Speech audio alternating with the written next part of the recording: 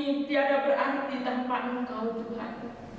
Karena pengorbanan-Mu di kayu salib, darah-Mu tercurah bagi kami, sehingga kami boleh berarti di hadapan-Mu. Bahkan Engkau jadikan kami berlayak Tuhan. Pagi ini Tuhan Yesus, kami rindu membalas segala kebaikan-Mu dengan kami beribadah kepada Tuhan. Engkau melihat setiap hati-hati kami pagi ini.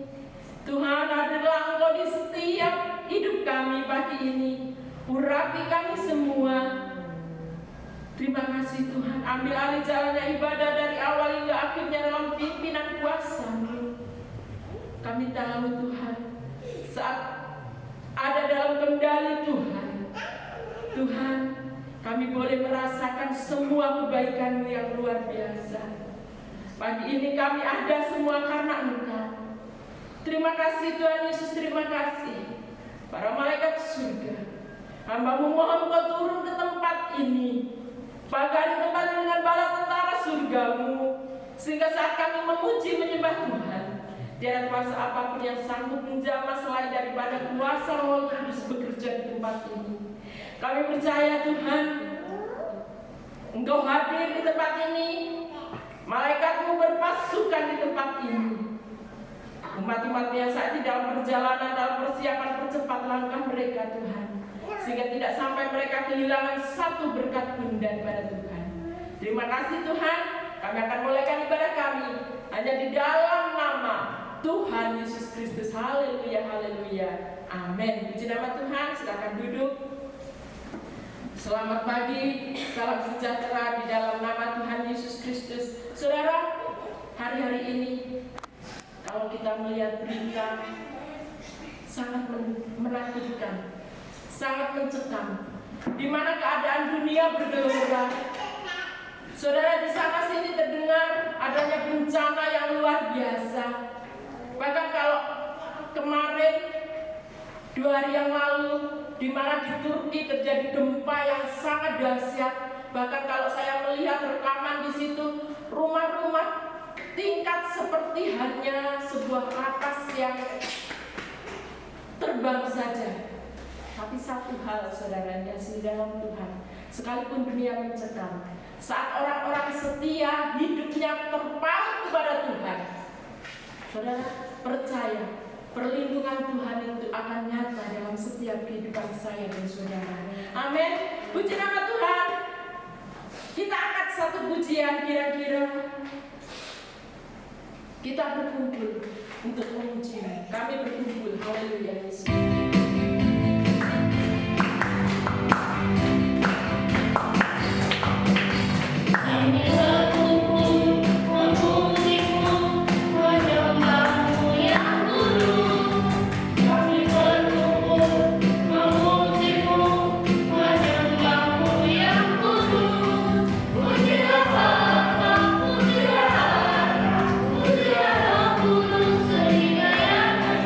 Puji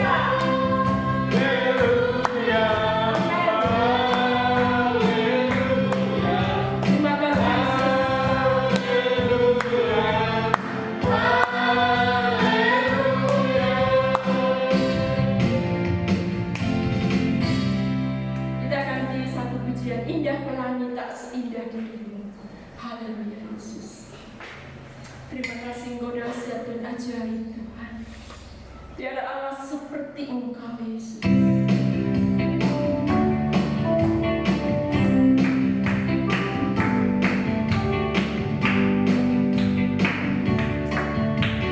Tuhanku Yesus termulia. Tuhanku Yesus yang kutiga. Tiada nama yang seperti Engkau.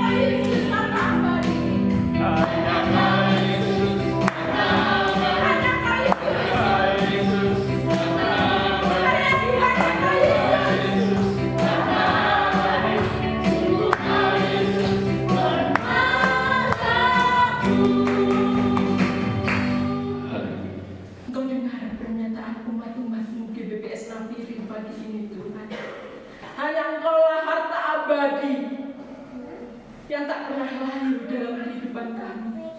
Terima kasih Yesus. Engkau Allah yang mengerti. Hanya Engkau Allah yang peduli dalam setiap kehidupan kami. Haleluya Yesus. Terima kasih Tuhan. Engkau dahsyat dan ajaib.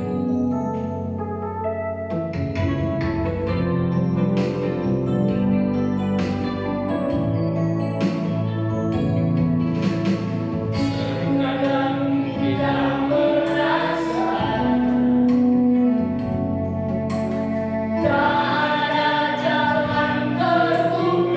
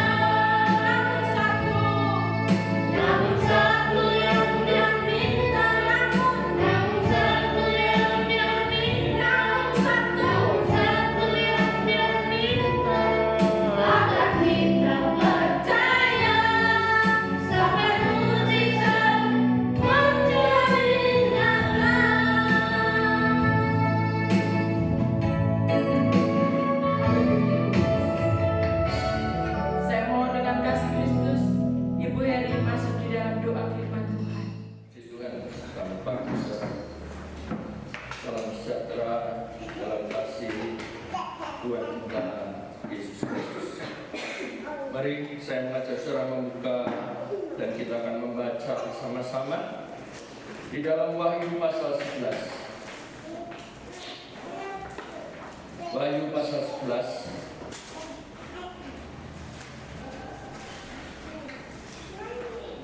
Kita akan baca ayat 1 dan ayat 2. Wahyu pasal 11 ayat 1 dan 2.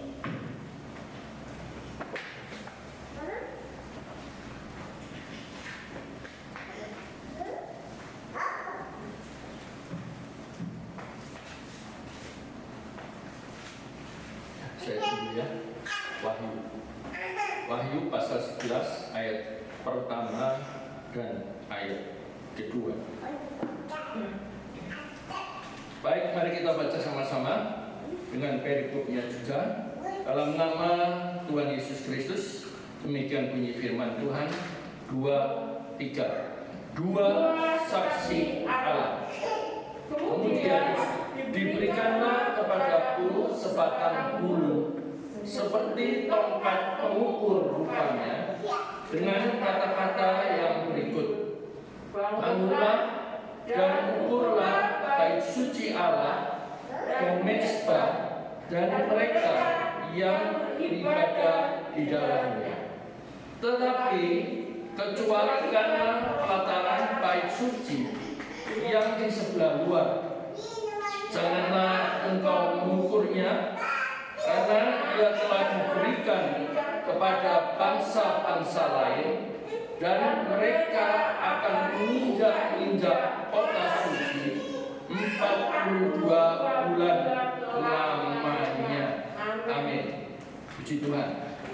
Saudara, pagi ini kita akan melihat bersama tentang ukuran yang digunakan, dan ukuran itu adalah benar. Ya. Ukuran yang digunakan dan benar. Ini tema firman Allah pagi ini. Saudaraku yang dikasihi Tuhan, kita semua tahu apa yang namanya ukuran. Di dalam dunia ini kita menemukan, kita mendapati berbagai macam ukuran. Ya. Baik itu ukuran panjang, sentimeter, desimeter, meter, kilometer, itu ukuran panjang. Kita juga mendapatkan satu ukuran berat, ya, gram, miligram, ons, pon, kilogram, kuintal, bahkan ton, itu ukuran berat. Ya. Selain ukuran panjang dan ukuran berat, kita juga menemukan satu ukuran volume. Ya, kita mengenal volume.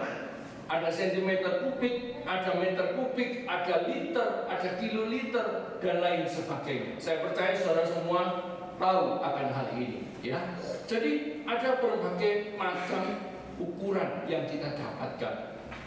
Selain itu, kita juga bisa menemukan ukuran-ukuran yang lain. Misalnya pada satu pakaian yang saudara pakai, ada ukuran small S, ada medium M, ada large besar, ada yang XL untuk orang gemuk, untuk orang yang super gemuk double XL, bahkan triple XL. Ya, ini ukuran. Semua ini bicara tentang ukuran. Nah, saudaraku yang dikasihi Tuhan, pagi ini selain kita tahu apa itu ukuran, saudara, kita perlu mengenal kenapa ukuran ini harus ada di dalam dunia ini. Ya. Pertanyaannya, kenapa ukuran ini harus ada? Ukuran ini harus ada sebab tentunya dengan adanya suatu ukuran, maka kita dihindarkan dari hal-hal yang bersifat merugikan. Sekali lagi, dengan adanya satu ukuran, bukan hanya kita tahu, tapi kita juga dihindarkan akan hal-hal yang bersifat merugikan. Amin. Ya, kalau kita tidak tahu ukuran, Satu misal kita beli gula 1 kilo, beli gula 1 kilo, kita nggak tahu 1 kilo itu berapa. Bagaimana seukur-ukurnya 1 kilo? Lalu kita terima bungkusan, ini Pak 1 kilo gula. Ya, kita nggak tahu toh 1 kilo itu bagaimana. Kita nggak mengerti. Bisa saja si penjual membohongi kita. Yang dia bilang 1 kilo, dia bisa hanya isi 7 on, 8 on, 9 on, tapi harganya 1 kilo. Dan itu banyak terjadi di Manggarai. Ya. Jadi sekali lagi, ketika kita mengenal ukuran itu dengan benar, maka saya percaya kedua belah pihak yang berhubungan dengan ukuran ini akan sama-sama merasa diuntungkan dan menguntungkan. Ya. Kalau Anda kata saya penjual gula, lalu saudara membeli gula saya 1 kilo, saya katakan ini loh, gula 1 kilo, harganya berapa 1 kilo? 16.000 sekarang ya. Ini gula 1 kilo. Saudara percaya 16.000 karena yang jual pendeta. Lalu sampai rumah, saudara timbang, wih, ternyata cuma 8 on. Saudara senang nggak? Hah? Tidak. Saudara merasa dirugikan tidak? Saudara tentu merasa dirugikan. Saya yang senang, saudara tidak senang. Ya. Enak di saya, tidak enak di saudara. Ini kalau berbicara tentang ukuran. Jadi sekali lagi, satu ukuran perlu ada supaya apa? Supaya kita bukan hanya mengenal, mengetahui, kita pun juga menerima apa yang kita butuhkan, dan kita pun memberikan apa yang kita berikan dengan baik dan sempurna. Ini ukuran. Saudara, berbicara tentang satu ukuran, maka ukuran saya mau definisikan demikian. Ukuran adalah suatu standarisasi yang digunakan untuk menentukan sesuatu. Sekali lagi, ukuran adalah satu standarisasi, adalah satu pedoman, satu patokan yang digunakan untuk menentukan sesuatu. Menentukan apa saja? Menentukan suatu kriteria. Ya, 1 kilo, 1 kuintal, 1 ton, ukurannya S, small, medium, large, atau extra large, atau jumbo large. Ya. Menentukan satu kriteria. Ini ukuran. Ukuran juga ditentukan untuk menentukan suatu mutu. Kita membeli satu barang. Katakan harga barang ini 100.000. Ya, barangnya misalnya baju. Kita beli baju ini 100.000. Kita mendapatkan baju yang demikian, modelnya demikian, warnanya demikian. Lalu ada lagi yang menawarkan, hei, ini loh baju, kamu beli berapa ini? 100.000. Ayo mahal ya. Kau beli di saya saja 70.000. Ini lihat modelnya sama.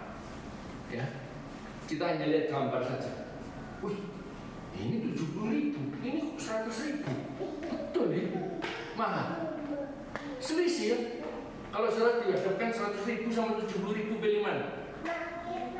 Pilih mana, saudara? Modelnya sama loh ya, modelnya sama, potongannya sama. 70.000 atau 100.000? 70. Orang selalu ya.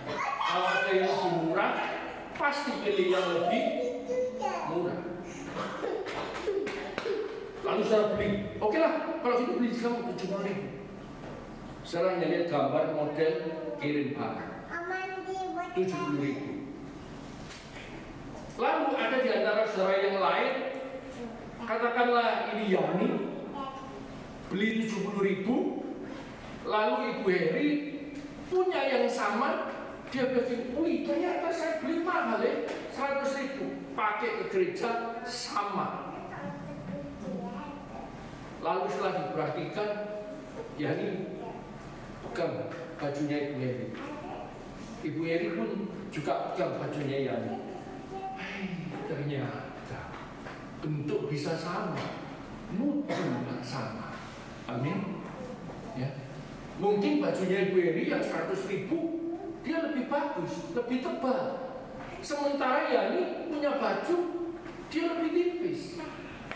Atau mungkin sama tebalnya, tapi saat sama-sama dicuci, punyanya Ibu Heri nggak luntur, punyanya Yani luntur nggak karu-karuan. Nah, bicara tentang mutu. Amin. Begitu juga saudara,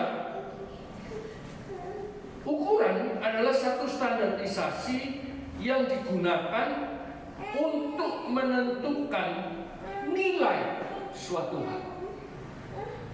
Sekali lagi, ukuran adalah satu standarisasi, satu pedoman yang digunakan untuk menentukan nilai suatu hal. Ukuran itu seterusnya. Kalau sudah mulai dikerjakan yang dari sana, pokoknya ukuran ini saya diam saja. Tiap orang kan punya teknik ya Pak Elia. Teknik itu betul nggak? Betul ya? Betul.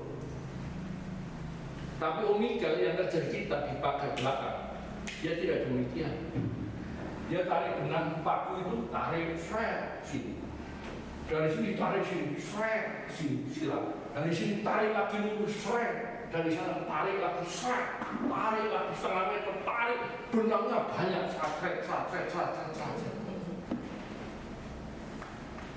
Itu juga benar ya Pak? Hah? Loh, tapi benar nggak? Benar saja. Ketika kemarin Buro bertemu ke sini, bagaimana nih kamu kerja? Belok sana, belok sini, malu-maluin saja sama pendeta. Kayak itu orang banyak datang ke gereja ini kau punya kerja, pencang-pencong benda-benda karu-karuan. Saudaraku, sekali lagi menentukan nilai. Ada orang yang mau gampang, selesai, padahal sama-sama borongannya bisa. Tapi ada orang yang rapi.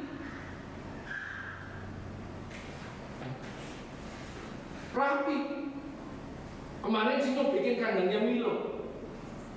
Hari Kamis di BPS Tafirin mendapat berkat. Ada lahiran baru. Bukan lahir jiwa-jiwa baru, lahir anak Milo yang baru. Ya, sudah lahir. Yosua bikin kandang dari sisi bekas yang kami dapat dari Bumelani. Cuman ketuanya saya Pak Kiki. Ibu Rob datang. Bikin apa nih tante? Kok cek bagusnya? Bu Gembala bilang, bikin kandangnya anjing. Aduh, bikin ada kandang itu kayak begini ya. Bagusnya. Ya itu lauknya. Kerja pelan-pelan, bikin kandang anjing di situ saja jarak 3 hari, 500.000 saudara. Belum kasih makan, belum kasih rokok, belum kasih jajan, lebih lagi. Tapi kembali, saya mau berkata, nilai sesuatu itu ditentukan, bukan hanya ditentukan dengan ukuran-ukuran yang benar, tapi juga ditentukan dengan ukuran-ukuran yang diakui oleh seluruh dunia.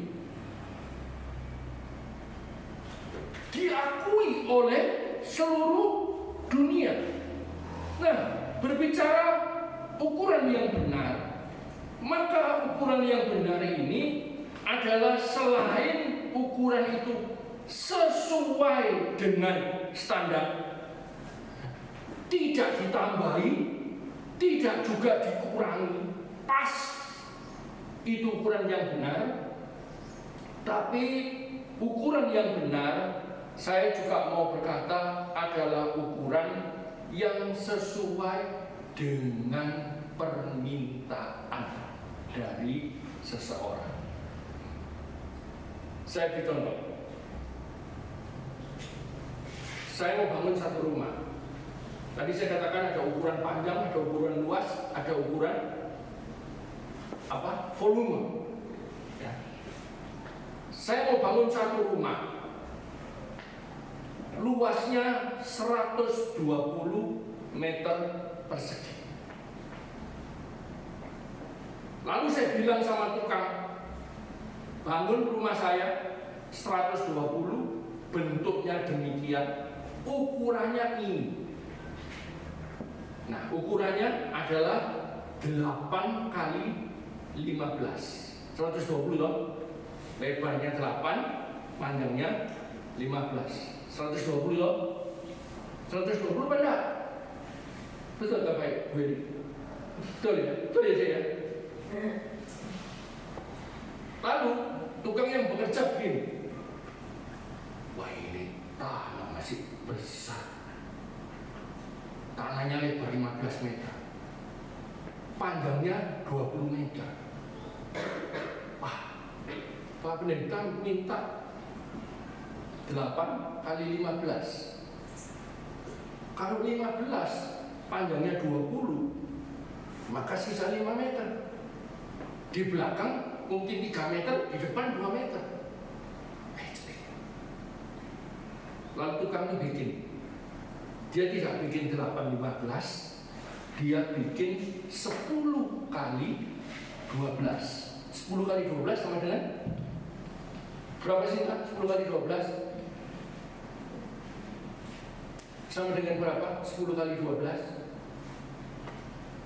Tidak tahu, lupa. Sama enggak 8-15 sama 10 kali 12? Enggak sama.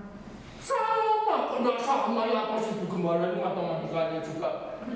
Sama toh, 8 kali 15 120, 10 kali 12 juga 120. Sama. Kalau 10-12 berarti sisanya tanahnya kalau 20 meter sisa 8 meter. Maka bisa di belakang 5 meter, bisa untuk lebih luas, tanam cabai, tanam apa, pelihara ayam, pelihara bebek seperti di belakang. Milo pun sekarang ada kandangnya di sana, cukup. Yang di depan 3 meter pun masih bisa tanam bunga sana sini, lebih bagus. Pilih mana? Hah? Pilih mana? Kalau saya yang jadi pemilik rumah, walaupun sama, saya akan ngomel sama tukang. Loh, saya suruh 8-15. Kenapa kamu bangun 10 kali 12? Ini yang sering dilakukan.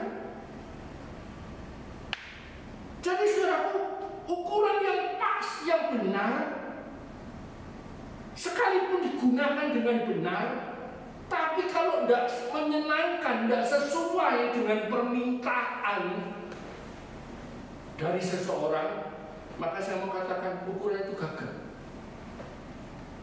Ukuran itu tidak menyenangkan. Ini ukuran perlu kita tahu. Jadi bukan hanya pas. Pas itu artinya ya jangan dirubah, jangan ditambahi, jangan juga dikurangi, sesuai standar. Ini ukuran yang diminta, pas. Maka ini pasti tidak akan merugikan. Semuanya akan merasa senang, semuanya akan merasa puas. Tapi kalau merugikan, oh haleluya. Nah, Saudara, sekali lagi, ukuran yang benar dan ukuran yang diakui adalah ukuran yang memenuhi semua standarisasi atau ketentuan-ketentuan yang resmi, juga ukuran yang sudah diakui serta dilakukan dengan baik oleh semua orang. Ini bicara tentang ukuran. Mari kita lihat dulu apa kata firman Tuhan tentang ukuran. Saya mengajak saudara membuka kitab Amsal.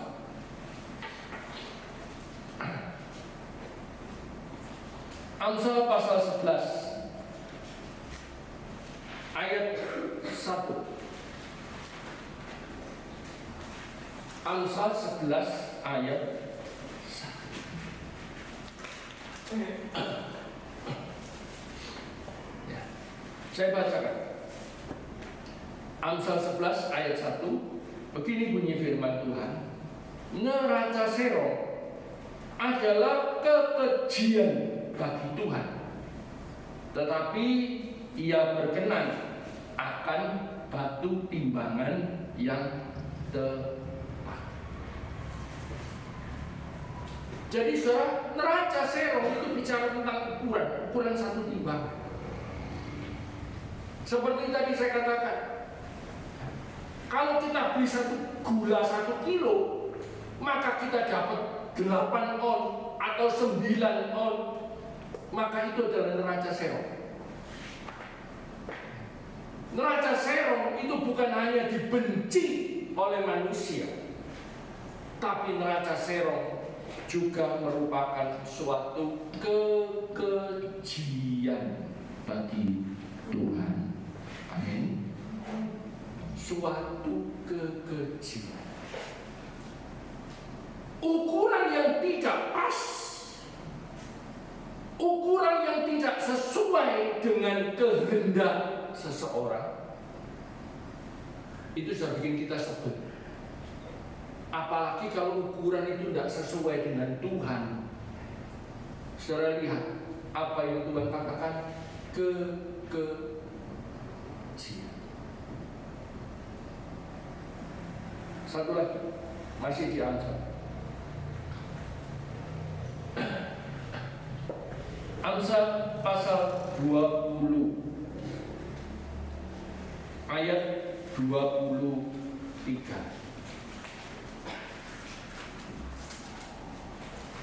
Amsal 20 ayat 23. Saya baca ya. 2 macam batu timbangan adalah kekejian bagi Tuhan, dan neraca serong itu apa? Tidak baik. Neraca serong Amsal pasal 11 tadi dibenci Tuhan. Amsal 20 neraca serong itu tidak baik. Saudara yang dikasihi Tuhan, namun pagi ini kalau kita berbicara tentang ukuran, tentunya ada sesuatu maksud Tuhan. Saya mungkin pagi ini tidak akan khotbah lama-lama, karena khotbah ini Wahyu pasal 10 ini tadi, pasal 11 ini yang kita bahas ayat 1 sampai ayat 2. Kita mungkin akan bahas sampai 3 kali pertemuan ya. Jadi minggu depan ada lagi, minggu depan ada lagi. Karena itu saya mengajak saudara, mari datang setia, supaya kita tidak putus berkatnya. Kita mengerti dengan lengkap. Amin. Ya. Nah saudara, sekali lagi ini ukuran yang benar. Ukuran yang benar itu bukan menurut kita, tapi ukuran yang benar itu adalah yang diakui oleh semua. Ukuran yang benar itu bukan menurut apa kata pendeta, Bukan menurut apa kata jemaat Tuhan atau pelayan Tuhan, bukan. Tapi ukuran yang benar itu sesuai dengan Alkitab.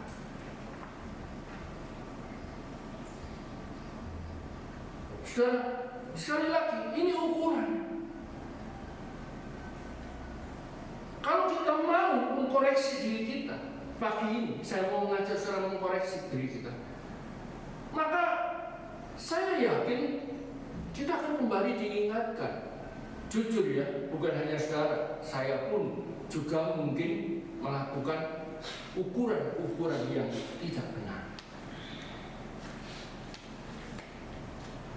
Saudara dalam beribadah, betul.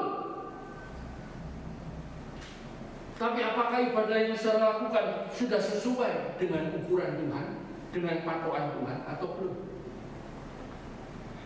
Saudara memuji Tuhan, benar. Saudara menyembah Tuhan, benar. Tapi bagaimana saat saudara memuji menyembah Tuhan? Apakah pikiran kita ini terfokus kepada Tuhan? Apakah hati kita ini dipenuhi dengan pujian-pujian dan penyembahan akan Tuhan? Atau kita fokus dengan yang lain? Saudara datang memuji Tuhan, oke. Apakah saudara mengikuti semua pujian yang dibawakan dalam satu ibadah dari awal dengan sampai akhir, atau tidak? Atau mungkin saudara hanya 1-2 yang saudara ikuti, yang saudara ambil? Saudara melakukan firman Tuhan. Tapi kembali, ketika kita mau melakukan firman Allah, supaya yang kita lakukan itu tidak sia-sia, supaya yang kita lakukan itu Tuhan bilang itu jahat atau kekejian, merupakan kebencian dari Tuhan, maka kita harus koreksi. Amin. Kita mengembalikan milik Tuhan, baik. Tapi apakah itu sesuai enggak? Sudahkah kita mengembalikan milik Tuhan sebagai kewajiban dan sebagai perintah Tuhan? Atau belum? Kalau kita sudah mengembalikan milik Tuhan tapi tidak sesuai, maka itu bukan milik Tuhan. Artinya neraca yang zero. Saudara datang beribadah, baik, puji Tuhan. Mungkin saudara setiap minggu datang beribadah, saudara setia, oke. Tapi bagaimana dengan kewajiban yang lain? Apakah di hari-hari dalam kehidupan saudara ada Tuhan enggak di dalam hatimu? Ada waktu untuk Tuhan enggak untuk memuji Dia, untuk menyembah Dia? Ada waktu untuk Tuhan kita bersekutu dengan Dia tidak? Ada waktu untuk Tuhan kita mendengar suara Tuhan atau tidak? Ada waktu untuk Tuhan kita merenungkan firman-Nya dan memeteraikannya dalam hati kita lalu melakukannya? Ada enggak? Ukuran, ya. Sekali lagi, ukuran yang sesuai dan benar itu bukan menurut diri saya, tapi ukuran yang sesuai dan benar itu adalah ukuran yang sudah diakui, diresmikan oleh semua orang di dunia, juga sudah disahkan oleh Tuhan. Ini ukuran. Saudaraku, memang saat ini adalah saat-saat yang berat, saat-saat yang penuh dengan tantangan dan rintangan, saat-saat akhir zaman. Sehingga setiap postingan di Facebook, di media sosial manapun, banyak perintah-perintah yang bicara tentang akhir zaman. Oke, it's okay. Saya bilang nggak salah itu. Tugas kita hamba Tuhan mengingatkan. Cuma saya sebagai hamba Tuhan, saya bukan hanya bertugas mengingatkan saudara, tapi terlebih saya ingatkan diri saya. Saya sudah siap-siap firman itu dengan benar. Kalau saya mengajak saudara melakukan segalanya dengan benar, maka saya harus terlebih dulu melakukan itu. Amin. Kalau saya mengajak seorang untuk ayo setia beribadah, maka saya harus lebih dulu setia beribadah. Kalau saya mengajak seorang ayo setia berdoa, adakan waktu untuk Tuhan, mari belajar sama-sama membaca merenungkan firman Tuhan, saya sudah lebih dulu. Kalau saya mengajak seorang ayo kembalikan milik Tuhan, saya harus lebih dulu dan harus sesuai dengan apa yang diperintahkan. Amin. Ya. Ini ukuran. Nah, saudaraku, mari kita kembali ke ayat emas kita di dalam Wahyu tadi.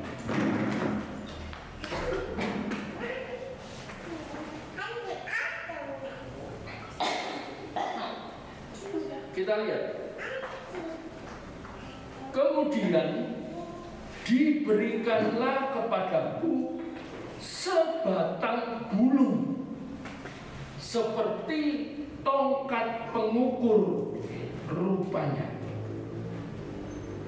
Kemudian diberikanlah kepadaku, kepada Yohanes Rasul, sebatang bulu seperti tongkat pengukur rupa.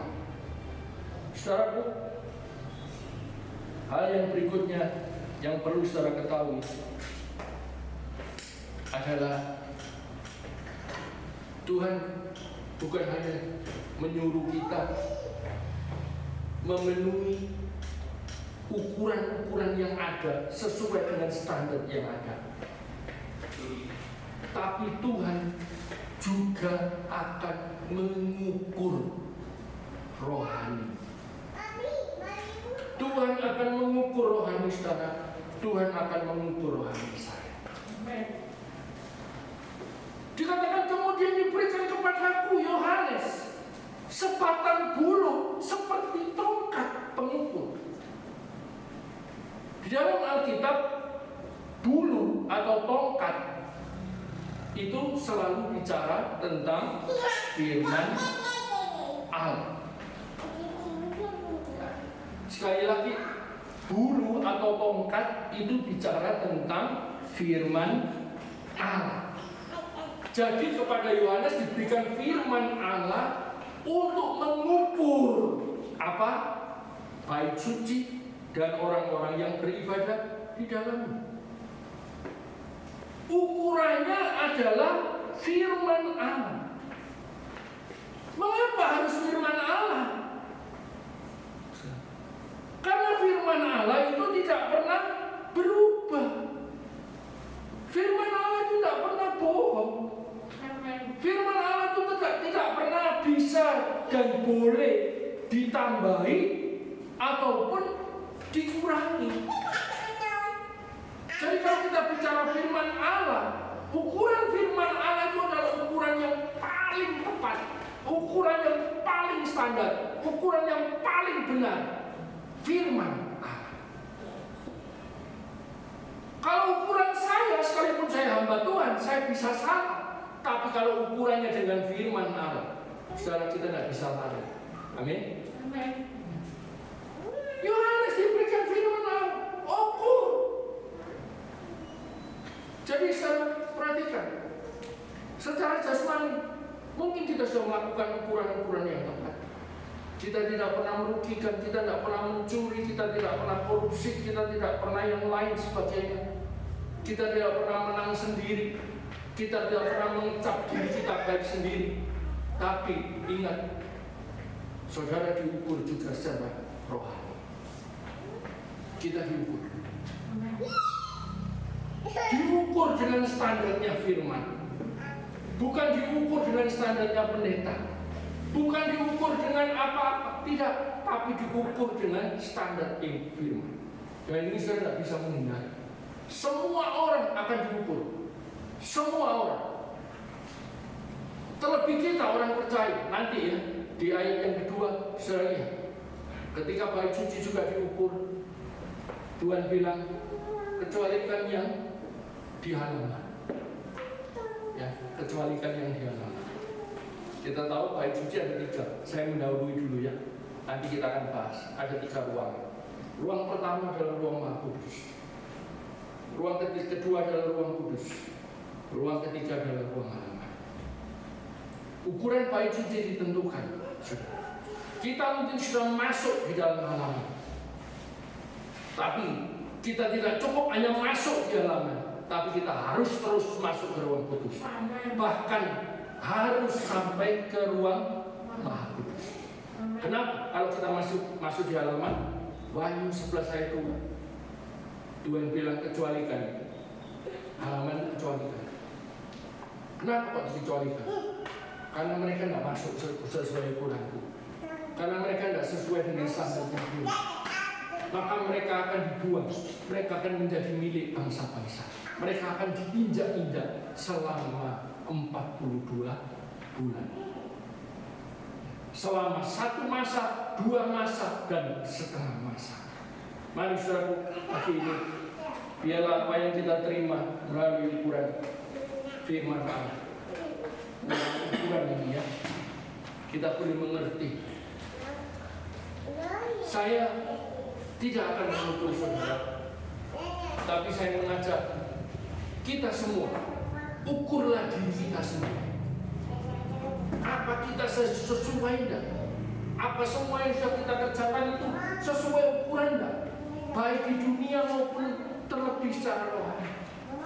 Sudah sesuai enggak? Supaya kita tidak masuk dalam hanya halaman.